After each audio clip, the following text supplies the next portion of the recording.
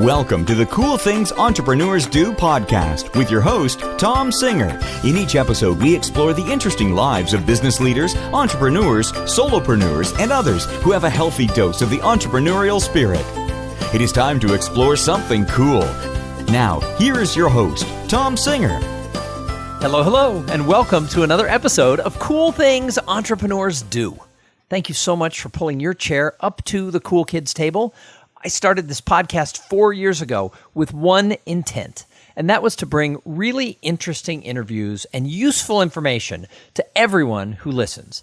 We are now at episode 396. That means we are just about a week and a half away from that magical episode number 400, and we just hit the 4-year mark. I have been releasing this show almost every Tuesday and Thursday now for 4 years, and I think it just keeps getting better. The guests I bring on get more exciting. We have really cool sponsors now, and the audience is telling me, boy, I really like your show. So if this is the first time you have ever tuned in, fasten your seatbelt because you are in store for some really good information. So let's start off by thanking the first sponsor of this episode. So many of you may actually offer physical products to your fans and your customers. And dealing with the physical stuff, that can be a total pain, and it steals your precious time. My friends over at Amplifier blend order fulfillment, screen printing, and on-demand production into a single self-service platform that you control. And I know all about this because I've started to print those Try New Things t-shirts, and I am working with Amplifier, and they are awesome. They can integrate with your e-commerce shop and help drive any giveaway campaigns that you have. They are great for large internet powerhouse companies as well as entrepreneurs who are just starting out. On demand means no inventory risk, but as you grow, you can stock up on inventory and Amplifier will handle it all for you. Go over to amplifier.com/coolthings and sign up today. So speaking of today, we have a great interview with Michael Woodward. He is the founder and CEO of JumbleThink. And I'm not going to tell you what JumbleThink is. I don't like to read these long bios. I like to just invite the people on the show, like two people having a beer, sitting around talking. So Michael, welcome to Cool Things Entrepreneurs Do. Thanks so much for having me. I'm super excited to be here. Well, I am super excited to have you here. So first of all, would you do me a favor? Tell me, who is Michael Woodward and what is JumbleThink? Yeah, so I'm a guy who happened to accidentally become an entrepreneur. And in that journey, I ended up in the web development and design space, worked on over 400 websites, from small business mom and pop to Fortune 100 companies, helping them take those ideas and concepts and make them reality. I'm a podcast host, which is where I'm most passionate about. And I host the JumbleThink podcast. We interview entrepreneurs about how they turned an idea and dream into reality. That's what I do. That's awesome. So what led you into being an entrepreneur? Were you always an entrepreneur? You said you accidentally fell into it. Did you have like a regular job? What was the early days of Michael all about? I was walking down the street, big hole, fell in. No, I have been entrepreneurial and idea focused for several years. And what happened was I was working at a church. I love working at that church. It was in Northern California, doing a lot of work with at-risk people coming out of addiction, coming out of broken homes, and helping them through that process. Economy turns in 2008. I don't have a job because they can't afford to pay me. So what do I have to do? I have to go find something to pay the bills. And a friend of mine said, hey, come work for me. And I went to work for his marketing company. They did design and development and traditional marketing. And then they turned into a web shop. He wanted to go focus on his golden years of retirement in the philanthropic world. I said, hey, I'll buy half of the company. Another friend of mine said, I'll buy the other half. We did that. That guy got a job at Apple, managing version control for all their software. I bought out that half. And so I ended up being an entrepreneur, not because that's what I set out to do, but because life kind of steered me that way. So how long ago was that you bought into this company? 2008, 2009 is the transition. So you're coming up on a decade here of doing that. What is it now that you love about the life of being an entrepreneur versus the life of having a job? Well, what I love most is having the freedom to create the lifestyle I want for my family. So for us, we want to be able to travel. Entrepreneurship gives me the freedom to travel and work remotely wherever I want to work. We have 2 young kids. It gives me the ability to say, hey, you know what? They got something cool going on. I'm going to go do that instead of spend the next 2 hours in the office. It might mean I might have to work at 9 o'clock that night or 10 o'clock, but it does give me that ability to say, I want to do life on my terms. So I love that about entrepreneurship. It also allows me to say, I'm going to do it my way. And I'm going to do what I feel like meets my value system in a way that communicates the way I like to communicate and serve people in the way that I love to serve them. So how old are your kids? Well, I have a 5-year-old daughter named Lucy and a 19-month now daughter named Lily, and they're awesome. Wow. So you've got your hands full. The kids are little. They have more energy than I do. I think if we could get kids doing entrepreneurship, I could retire right now, let them run the business. Life would be great. Well, they could sell finger paints. So, yeah. The new thing. So you absolutely love having that freedom and stuff like that. Is there anything about it you hate? Do you ever wish, God, I wish I still worked at the church? I think sometimes entrepreneurship's up and downs. You're going to have to face problems you didn't expect or want to deal with. Clients sometimes that you don't want to have to deal with. And so for entrepreneurship, sometimes you have to put up with the garbage that isn't fun. Chasing down somebody that owes you money, or chasing down, right now, I have a client that I've been waiting 2 months to get their content so I can finish their project. And so chasing them down and going, oh, I love you as a client, but I hate you as a client right now. So do you have employees who work for you? Do you have to deal with that? Well, I have. So when we were in Northern California, we had a team of around 16 people, 12 full-time, a couple part-timers, and we work with a lot of contractors. We moved back to the East Coast, be closer to family. We downsized. It's just my wife and I and some contractors. And we're in the process of now revamping how we do what we do and rebuilding our team too. So back when you had employees, I hear from a lot of entrepreneurs that, while it's wonderful if you get the right people, it can also be a pain. What's the hardest part about dealing with employees, or in your case now, even just managing contractors? Well, I would think payroll would be. Compliance with the government is always the hardest thing you have to deal with when it comes to employees. You can think you're doing everything right. You can even have great people working for you from the standpoint of managing that. But, is it a headache to deal with that sometimes?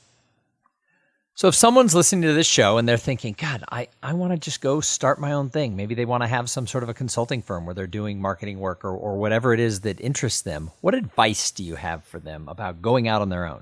Because you kind of had to do it because there was a great recession. So for people who don't have a recession pushing them out, what advice do you have? Don't do it alone. I mean, you can be a solopreneur and not do entrepreneurship on your own. So what can that look like? You can work with great coaches or mentors. You can be a part of a accountability group for business, whether that be a mastermind or just a peer group. That could be being a part of a networking group. That for us, when we first set out to build our business, that was our bread and butter, was just being in that network of other business owners and being able to network with them. Yeah, they tossed us business, we tossed them business, but we're also a network of support for each other. So just because you're starting something and just because you feel like you have to do it on your own, I call that the death march of entrepreneurship. Never do it alone. Just think differently. Yeah, so I'm a solopreneur, but I'm never alone, right? First of all, I have some contractors like, a bookkeeper and an accountant, because that's a nightmare. But in addition to that, I've been really well networked and all that, but I've surrounded myself with other speakers. I have a mastermind group. There's 4 of us. We've been together for 5 years. Almost twice a year, we rent a house somewhere in the country, we move into it, and we dissect each other's businesses. But we've become so close that we actually, we say we're as close as siblings now after 5 years, and we really are. We give each other a hard time. We're calling each other when one person's doing well or, needs a little bit of support. Hey, give her a call today. She needs your help. So we're kind of watching out for each other. But in the same time, it's like my own personal board of directors. As I look to grow my company, as I look to make things happen, that particular group of people, they're my board. And so I'm never alone because they're always like, oh, good call or no. And sometimes they're wrong. They actually, it's a big joke between us. They told me not to start this podcast. They thought it would be a distraction. They didn't see how it would, help me at all. And of course, I get business from the podcast because a lot of listeners who work for companies, they're having a sales meeting. They'll talk to their sales manager and say, hey, this guy's a leadership growth speaker. We should, put him on the short list and see if he could be the speaker for our conference. And every year I pick up a couple of events from it. So now when we talk about my podcast, they always look at each other and laugh and go, yeah, bad idea. I don't think you should do that. So true. And for me, I think that the hardest seasons of entrepreneurship, when I have been locked in a room by myself for months and months and months on end, and not really having that contact. You've got to have a community around you, whether that's employees, whether that's team members, whether that's those other business owners like mastermind groups. It's just such a powerful tool. It also gives you a perspective from the outside where you might be seeing blind spots for yourself. And where you might be going down a road that looks great, but others who have either been there or know people that have, they can give that outside perspective and say, hey, you're not seeing the full picture. Well, but as I said, sometimes you don't want to listen to everything that they say because we would not be having this interview right now if I had listened to them. But what happened because of that, when I decided to do it anyway, it meant I had to do it right. And early on, when New and Noteworthy was a big deal 4 years ago, this show topped New and Noteworthy for several weeks. It was on the top of the list for a long time, and it got a lot of attention. And then last year, Inc. named it one of 8 podcasts for entrepreneurs to listen to in 2018. And I had to do the show right to get to that level of recognition, because otherwise they'd be like, see, I told you so. So having them not be on board and telling me not to do the show meant that I had to do it better. Yeah, completely. And, for me, I think there's different approaches that you can take for yours. You want to be that rebel sometimes and push the boundaries of what other people expect. There's a great book about it called The Dream Giver that talks about a guy who his entire community, it's an allegory, said, hey, you're just ordinary. Just live ordinary. It's okay. And he said, no, I think I'm called to something different. And there's 1 or 2 people that said, yeah, go for it. And so, it's I agree with you. It's understanding yourself. It's understanding your community that's supporting you, and then being able to navigate when the wisdom's right and when the wisdom's wrong, and really applying it to yourself. That's a hard thing to do because it means you have to be certain about what you know and what you believe, even when others tell you, hey, this isn't right. Well, and part of my message, and I've printed shirts now that say it, that I give away when I speak, and some people have contacted me to buy them that say try new things. And I was actually at a comedy club in the audience, and the comedian, who was kind of a famous guy, saw the shirt and he goes, "What does that say?" And I said it, and he went on this big tirade about how you have to try new things in life. It was a kind of a positive little piece, and then he turned to me and he's like, "Yeah, but come on, how old are you? Like 50? What have you done lately? What have you tried?" And he was, going for the joke. And of course, the answer is, I started doing stand-up 5 months ago, and I've done 26 open mic nights. And the comedian who was kind of going in for the audience dig on me for wearing a shirt that said try new things, and I'd be like, I don't know. I'm like, well, I started doing stand-up at age 51. And he was like, oh, well, that's kind of righteous. And he moved on to somebody else. But I do believe people, when I wear the shirt in the airport or obviously in that comedy club, people see it and they're always drawn to it, because I think instinctually we have to be that little bit of a rebel. We have to go try something new. And yet so many of us don't do it. Why do you think that is? I think it's because of fear and failure. Sometimes it's a fear of failure. Sometimes it's a pattern of failure. And sometimes it's simply, that the dream and idea or the concept that you want to do, that new thing, is so big that it just overwhelms you with the bigness of it. And that's why I'm a big fan of what I call micro experiments, which is what are small things you can do in that new step. So like if you want to become a rock climber, it might not be best to go out to like Half Dome in Yosemite and try to climb it. Maybe a rock climbing club and going into a man-made wall and working there where it's safe and it's controlled. So that's a micro experiment where you can say, do I like this at this level? Okay, now what's the next level? Okay, and what's the next level? And so I think often doing new things gets scary because the fear overwhelms us and we can't see a clear path for the small steps to get there. And by the way, I have to say one of the biggest regrets I had from New Media Summit was not making it to your stand-up. We were trying to get there, but we were at a restaurant that just took way too long. Well, it's so funny. The whole reason I did it that night was everybody said they wanted to come. And I was like, I'd been sick all week, and the conference was long. I'd been on the road for 2 weeks speaking at conferences before that event. And a couple people were like, no, we heard you're doing this. Would you find an open mic night on Thursday? And I'm like, okay. And then nobody came.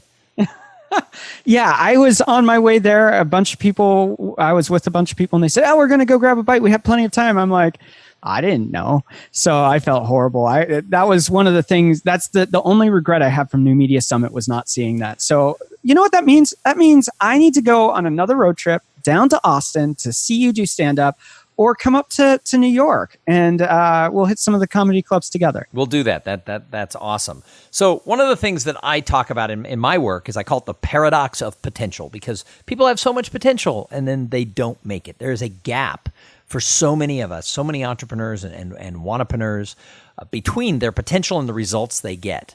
When you look at the people who move farther across that gap, who really kick ass, why do you think they get there? I mean, we talked about what's holding people back, but what's getting people there? I think there's a couple things. I think the first thing is that they have less of an adversity against risk. So they know how to weigh the risk and know if it's worth taking that risk, but they also have less fear about taking the risk, whether that's experience, whether that's stupidity. They are willing to take the risk where others wouldn't. I think the other thing is that they are innately aware of the environment of what's going on, whether it's being the first on a specific trend or specific movement. They're able to see what others can't see and make a movement into that space and have ownership there to really make the impact. So they're always looking, they're being aware, they're hyper tuned into the conversations that they're having, to the situations that they're in, and they move quickly when they know it's the right move. So I'm not going to let you go yet, Michael. We got a lot more to talk about, but first I have to thank the other sponsor of this episode. So this episode is brought to you by Podfly Productions. Podfly takes the time and the headache out of creating your own podcast. They set you up with the right equipment, training, and guidance to ensure that you sound amazing. Hey, Podfly does all the heavy lifting and that pesky technical work so that you can focus on creating great content, growing your audience, and interviewing really cool people like Michael Woodward. Hey, if you want to start a podcast, and I know some of you do, jump over to podfly.net/coolthings and check out the offer that they have for the listeners of this show. So, Michael, I call this show Cool Things Entrepreneurs Do. Right. What is the coolest thing you're doing in business right now? There's two things. The first thing is something we're launching this week as we record here. It is, we are now Squarespace authorized trainers. And so we've built 400 websites for our clients.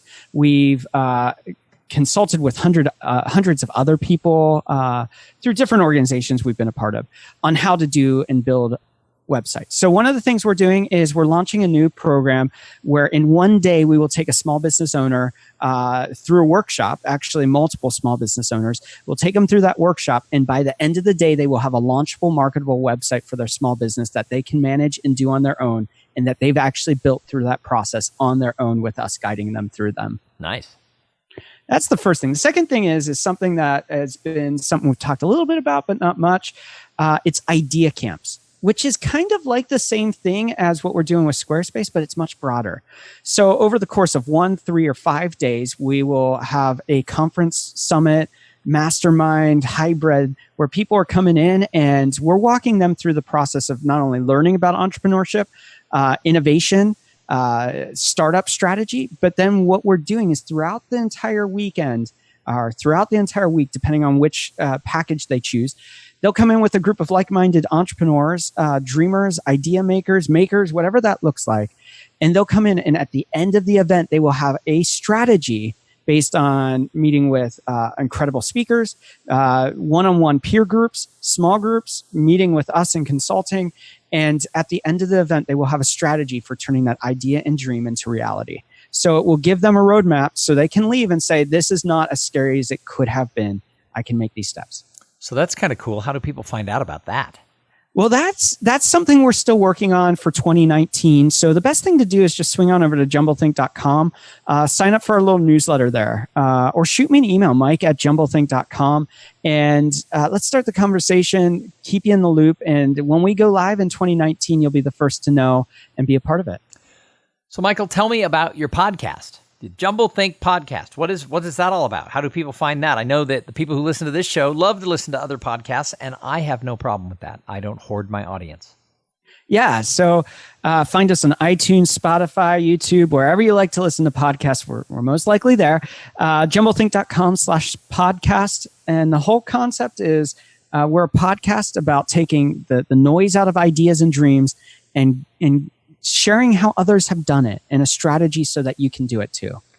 And I don't know when it's going to air, but I understand there's going to be an interview recorded tomorrow where you interview some guy who had a dream of being a speaker and a podcaster, and now he does that. Oh, wait, that's me. You would actually be coming up on November 5th. Nice. Well, yours will be out well before that. People will have already heard this before they jump over and listen to my episode on your show. Yeah. So, I love to ask the people who come on this show who it is in the world of entrepreneurship, sort of the entrepreneurosphere. Who is it that you see where you think, wow, they're doing something cool? Because I think entrepreneurs are observers. So I'd love to see who you admire. I admire a lot of different people. The person that I most resonate and don't resonate at the same time, it's kind of strange because there's a lot of things I hear this guy say and I'm just like, dude, that's stupid.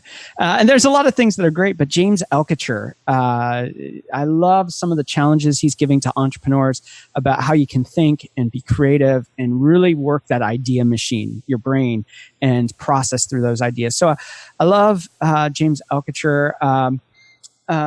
Yeah. He's probably my favorite right now in that space. And then the last thing that I ask everybody who comes on the show, love to hear the answers to this, is what do you do to give back to the greater good? Because I think as entrepreneurs, we've got to do more than make money. We somehow have to leave a mark. What is it that you do? Yeah. So I'm at a community level very involved with our church. And so there's a lot that we do there through giving back to the community at the church and in the city.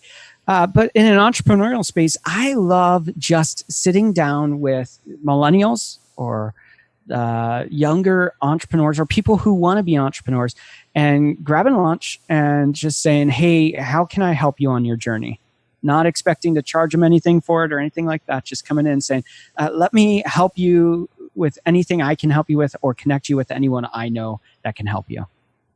So before I let you go, what's the last little tidbit, nugget, piece of advice, aha, that you would share with an audience of people who tune in to listen to a show called Cool Things Entrepreneurs Do? What's the burning thing you would tell them? So many people have great ideas and dreams, but a lot of them live mediocre lives. They never choose to go past it. If you want to be extraordinary, if you want to do cool things, you have to do them. And that requires risk. That requires a step of faith into the unknown. But what I would say is you don't have to go sell the farm before you get there.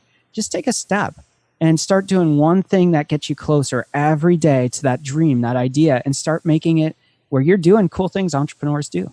I mean, you're so right. There are so many people who sit and think and hope and wish, and they don't ever take any action. And when I talk to people, and I've interviewed now well over 350 entrepreneurs, but I've probably talked to thousands in my lifetime, both at conferences and on the phone and, through different just social interactions. And so many of them tell me, oh my God, I failed so many times. I went bankrupt. I lost the house. I did this. And now they're like millionaires. And, so what did you do? I just went out and did something else. That one failed. I did something else. I went out and that one failed. I did something else. It does seem that there seems to be a trend of the people who make it that they go out and do. And if they fail, it doesn't stop them. Yeah, so good. I know from my own journey, I've had more failures than successes in a lot of the decisions I make, but the failures guide me to the successes. So I'm always failing forward. I'm making small steps. I'm continuing to grow. And then when those successes happen, they're so much bigger and so much better because I know the story that it took to get there. Awesome. Well, Michael, thank you so much for being here. If somebody wants to find you, where do they go? How do they find JumbleThink? How do they find Michael Woodward? Yeah, JumbleThink.com, easiest way to find us. You can find out about everything we're doing, the podcast. And beyond that, if you just want to get in touch with me, you can find me on Instagram, Twitter, LinkedIn, ML Woodward at all those places, or simply drop me an email, mike@jumblethink.com. It goes right to me. I don't have a handler. I don't have someone filtering it. What? Love to start the conversation. What? I have like 9 layers of people between me and the little people. That's not true. I have no people. I'm just a solopreneur. So, well, awesome. Again, thank you so much for being on the show. And thank you so much to everybody who tuned in and listened. I say it every time. If it wasn't for the audience, we wouldn't have a show. So if you like the show, go tell other people. The number one reason people tell me that they are a listener of this podcast is a friend told them to tune in. So be a friend and tell someone else about the show. If you do me a favor, go leave a review at iTunes or wherever you listen and just say, wow, this show sucks less than other podcasts, or whatever it is that you want to say. We're going to be back in a couple of days with an interview with somebody just as cool as Michael. But I'm going to leave you with a little challenge. In the meantime, go out and try new things and have a great day doing it.